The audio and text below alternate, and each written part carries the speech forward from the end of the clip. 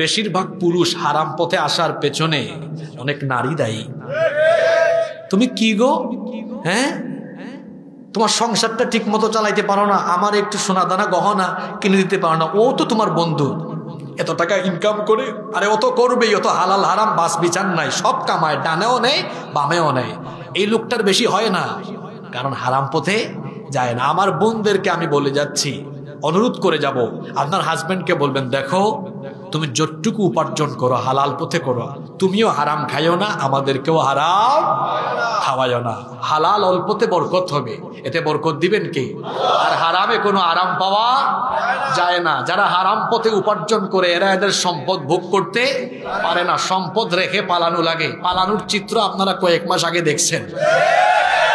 হারাম পথে উপার্জিত সম্পদ টিকে না। শুধু তাই নয়, হারাম পথে উপার্জিত সম্পদ আপনি কামাবেন, আল্লাহ এমন এমন রোগ বালাই দিবেন, আপনি মাউন্ট এলিজাবেথে গিয়ে সব টাকা উড়াই আসতে হবে। হারামে কোনো আরাম পাওয়া, আপনি সরকারি অফিসে চাকরি করেন, সমান তালে ঘুষ মারেন আপনি।